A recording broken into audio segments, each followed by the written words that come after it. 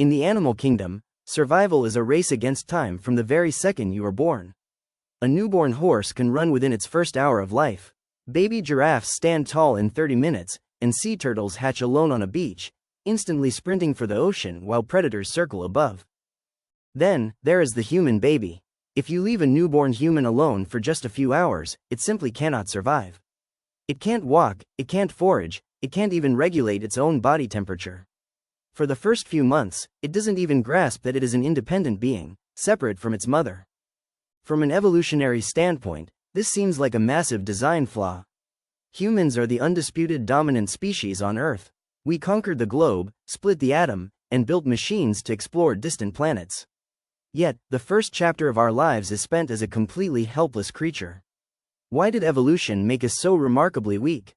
The answer lies in a biological crisis so severe that evolution had to implement a radical workaround just to keep our species from going extinct. And that crisis is our massive brain.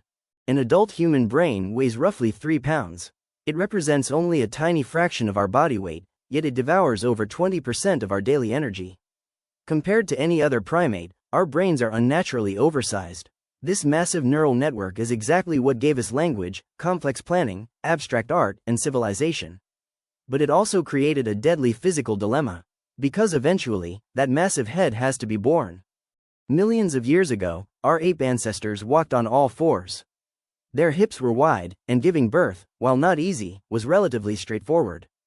But around 6 million years ago, everything changed. We stood up. Walking efficiently on 2 legs required a complete redesign of the human skeleton. The pelvis became narrow, compact, and bowl-shaped to support upright balance. This was fantastic for long-distance traveling, but it was disastrous for delivering a baby with a rapidly growing skull. Anthropologists call this conflict the obstetric dilemma. Humans evolved 2 traits that were on a direct collision course: increasingly larger brains and increasingly narrower hips. Eventually, evolution hit a physical brick wall. The baby's head was becoming too large to safely pass through the birth canal. If human babies stayed inside the womb until their brains were mature enough to function independently, like a deer or a chimp, a human pregnancy wouldn't last 9 months. It would last closer to 20 months. By that time, giving birth would be anatomically impossible for the mother. So, evolution made a desperate compromise: evict the baby early, and finish building the brain outside the womb. But this structural incompleteness comes with a secret weapon. A baby deer is born with a pre-programmed operating system.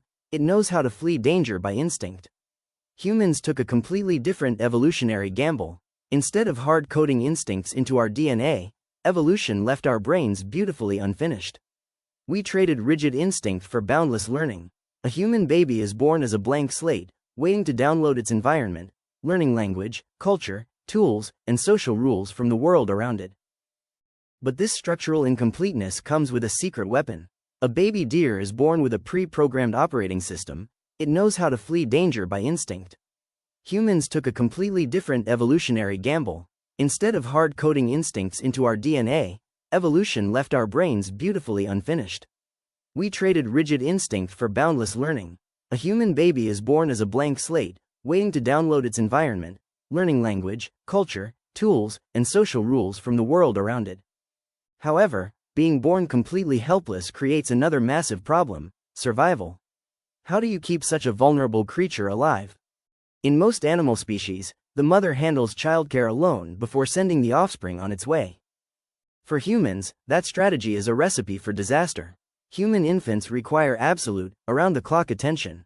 They cry louder and more frequently than other primates, they wake up constantly, and they cannot even cling to their mother's fur. Raising a human baby is an exhausting, full-time job. And interestingly, this sheer exhaustion is exactly what forced us to build modern society. Anthropologists note that unlike other apes, humans practice what is called cooperative breeding. Because a human infant is too difficult for a single parent to keep alive, childcare became a team sport. Grandparents, siblings, aunts, uncles, and even unrelated neighbors stepped in to help. Many scientists believe this forced cooperation permanently rewired our psychology. We became deeply social, empathetic, and communicative creatures because isolated humans simply couldn't keep their helpless children alive. Our massive social intelligence exists precisely because our babies were such a ridiculous burden. To ensure this exhausting system actually worked, evolution equipped babies with one final survival tool: weaponized cuteness. In the 1940s, zoologist Konrad Lorenz discovered a biological phenomenon known as the baby schema. Human babies possess specific physical proportions: exaggerated eyes, round cheeks, a tiny nose, and a large forehead. These traits act as a literal biological hack, instantly triggering nurturing, protective instincts in the adult brain. It is an evolutionary defense mechanism. If human newborns looked like grumpy, hairless goblins with adult proportions, exhausted parents throughout history might have simply walked away. For a long time, we believed that human intelligence was the reason we had such long childhoods. But modern research suggests the exact opposite is true. Our long, helpless childhoods are what created our intelligence. By spending years relying on others instead of relying on instinct, our brains gained the freedom to play, experiment, and run mental simulations. Every empire ever built, every scientific breakthrough, every piece of art, and every spaceship launched into the stars can be traced back to this one dangerous evolutionary compromise made millions of years ago. The dominant species on this planet starts life completely defenseless. Not because evolution failed, but because that very helplessness gave us the greatest gift of all: time. Time to learn, time to adapt, and time to become human.